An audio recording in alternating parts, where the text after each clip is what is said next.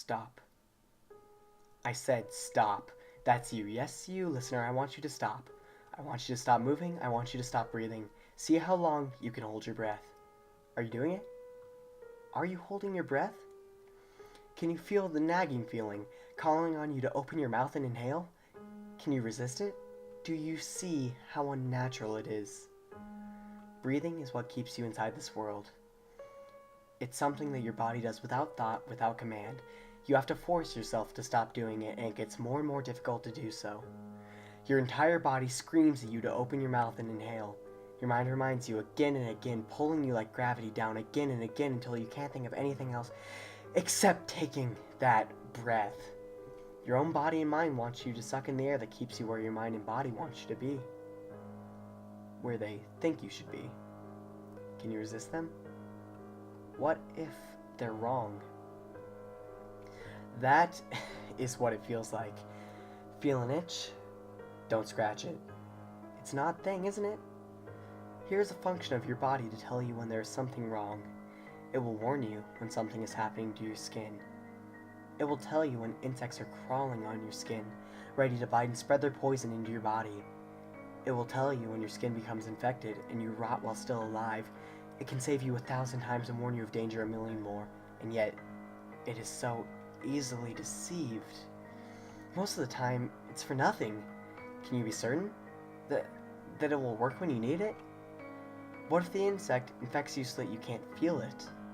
What if your eyes then deceive you as part of the insect's poison, so that you can't see it and it will continue inside of you? What if it's happening right now? Feel the itch yet? Such a fickle thing, isn't it? All I have to do is mention it, and chances are you felt it. It's in your mind now. I bet it's nagging at you, demanding your attention. Even if you know it's almost guaranteed that there's nothing there, that the odds against it being an insect in your skin are 1,000 to 1, your body still demands you to do it, to be sure. It's always better to be sure. That is what it feels like. Can you resist it? If not, I can't blame you. But then again, it means you can't blame me for what I did either. Still holding your breath. Did you manage to resist the urge for that long? If you didn't, I can't blame you. You gave in to the constant nagging feeling that you must do something. But if that is so, then you can't blame me for what I did either. Or for what they said I did. If you're still holding your breath, let me ask you this. Are you conscious? Are you sure? If you were unconscious, would you know it? You may very well have passed out from lack of air. Your mind would shut you down. But it wouldn't let you know you shut down. It would tell you you were awake. It would make you dream, show you images, and play you sounds you can't tell from reality. Drowning men think that they're on land. Unconscious boxers think that they're still fighting. Men spend years in comas, their minds telling them that they're in another place, another time, and they have no way to tell the difference. So let me ask again. Are you conscious? If you are certain the answer is yes, let me ask you something else. Are you a fool? Or are you a liar? If you are a liar, who are you lying to? Me or yourself? You may breathe now if you haven't already. If you're listening to this, it means that it exists within whatever world your mind tells you you're in. If you suffocate your mind, this may no longer be true. Before it happened, I had a room to myself in an old apartment building. Everything in it was perfect. The walls were painted a solid dark blue color. There was one window kept constantly shut with the blinds closed. There were no paintings on the walls, they would only clutter it. To the immediate right of the door was a perfectly clean small fridge, sink, and stove that served as my kitchen. All the food was arrayed in perfect lines in their proper place, so I always knew where they were. To the immediate left of the door was a perfectly straight line of shoes in front of a closet where my clothes were hung in a proper order. There was a narrow bed in the far left corner, always properly made. There was a nightstand with a dim lamp behind it, the only light I ever needed. And the right corner was a door that led to a simple, functional bathroom. Everything was perfectly organized, perfectly placed, and perfectly straight in its right place. Even my own name, Gerald, was written above the door in perfect lettering. It was everything I ever needed. Every night, I would make sure it was perfect. I'd check the fridge, seeing that everything is in its proper place. I'd touch everything inside to see if I could feel them. Then I'd close my eyes and do the same, in case my eyes were lying and my hands believed them. I'd check my clothes and my shoes, lined up perfectly in the closet. Again, I'd see them, then touch them. Then repeat the process with my eyes closed. If I could ensure they were always in the exact right place, in the perfect straight lines each time, I could be certain that they were there. I'd check everything in the same way. My TV stand, my bathroom, my bed. The lock on my door must always be locked, and the window must always be shut so that nothing could come in to disturb the perfection of my room. I'd finish by going around the room, tapping on the walls. Tap, tap, tap. I'd make sure that my hands and ears always agreed with my eyes. My hands must stop where my eyes said the wall was. My ears must hear the sound. Then I'd do the same again with my eyes closed.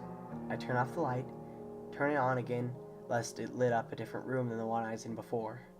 I'd check everything again, and if they were all the same, I could sleep. After this, I couldn't touch anything but the bed.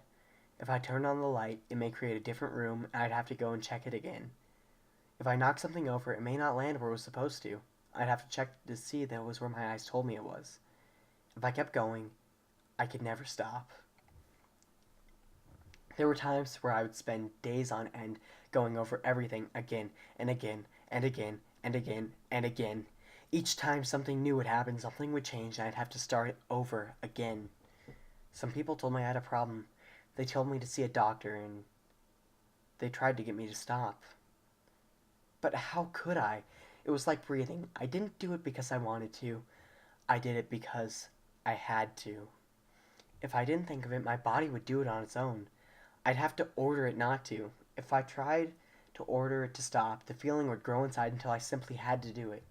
Nothing else could get done. I couldn't eat. I couldn't sleep. I couldn't even breathe unless I knew that the room was real. Or it was like the itch. It was nagging me, telling me something was wrong. I may almost be certain the room was there, but could I ever be completely certain? Even if it was 1,000,000,000 to 1, if the room existed, did it not make sense to check just one more time to make it 1,000,001 to 1? Does the horror of having been deceived by our own senses outweigh the moments it takes to tap on the wall?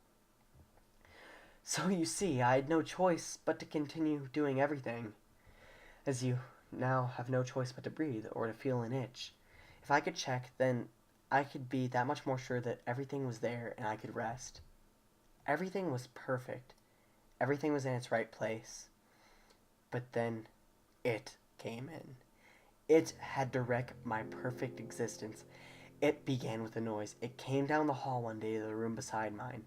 It let out ceaseless whining sounds that were so high I was sure it would make my ears bleed. It sounded like a broken trumpet some fool tried to play, thinking he was making music.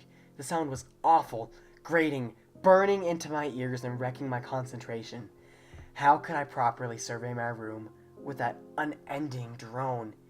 It was disgusting. It was a massive, soft thing that moved slowly in a swaying fashion. It had a brown moss-like mass of hair growing around its head that hung down its body in a mingled mess. It was covered with spots and constantly stunk of sweat.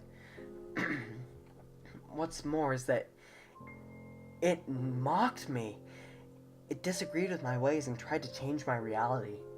When it wasn't looking, it would come into my room to move things. It would take them out of order. It would put them in the wrong place. It claimed that it didn't touch them, but I knew it was lying. Just imagine all the work I'd done, all the effort I'd done to make everything real. And it could ruin it in seconds. I would try to force it out, but it was bigger than me. I couldn't budge it. Finally, it would leave, and I would lock the door, checking again and again to ensure it was locked. No fewer than 50 times would I turn that lock to make sure that thing wouldn't come in again, but somehow it always did. But it didn't stop there. Even when it was outside my room, it could still influence it. I tried to sleep. I checked all the objects in my room, all the clothes, all the food, all the furniture, the lock on the window, my bed, all the walls, and everything else, and went to sleep. But then it started again with its noise, the same droning, whining, irritating sound that was constantly emitted from it. It came into my room. The noise, it used to mock me, to laugh at me as it ruined everything I did. It woke me up, and I knew that it had changed something. But what was more, I knew that it was too close. I knew how big my room was. I knew how big its room was. There was no way the sound could have been coming from where I'd heard it. Something was wrong.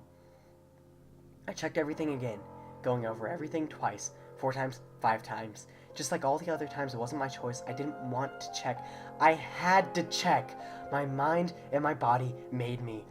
I ensured everything was there, and I slept again. And then the sound came again. I checked everything over a dozen times.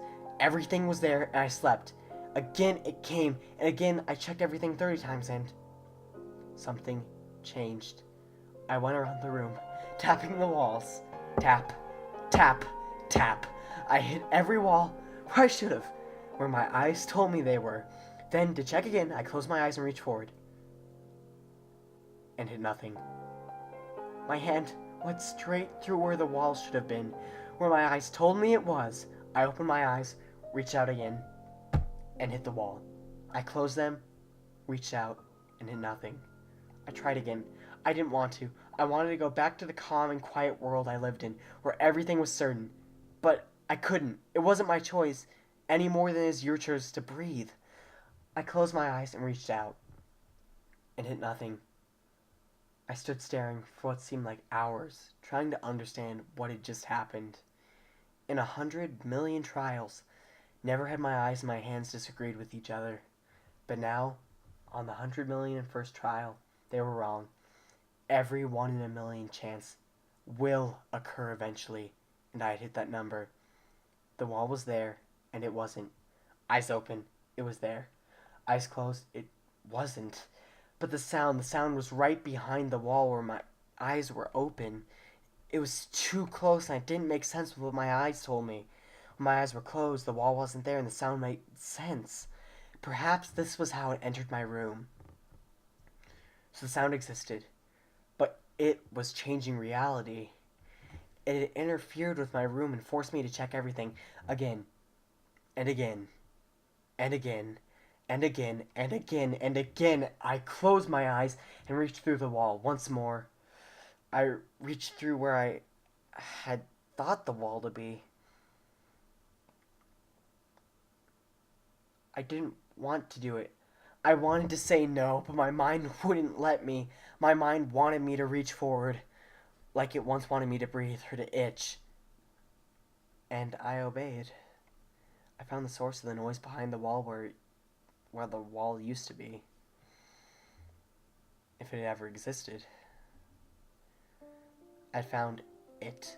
The thing that produced the relentless, irritating sound that forced me to check everything again and again, then mocked my efforts.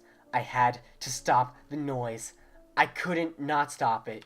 Even if I resisted, my body kept commanding that I do so. And I gave in. Like you gave in the need to breathe or to itch, I gave in the need to stop the noise. Oh, I knew what I was doing. I knew full well what would happen. I knew the world I had lived in had told me it was wrong to kill. But I now knew that the world was wrong. Maybe it would die, but who's to say that this one insignificant thing even existed? I grabbed hold of the source of the noise. It was soft, and I realized I could easily break it and stop it from producing that irritating, horrible whine. My mind told me to squeeze, and I squeezed, trying to shut it off. It struggled against me, but was futile. In reality, its reality wasn't my reality, and I had control over my own world. In my reality, I was all-powerful. It could not resist me.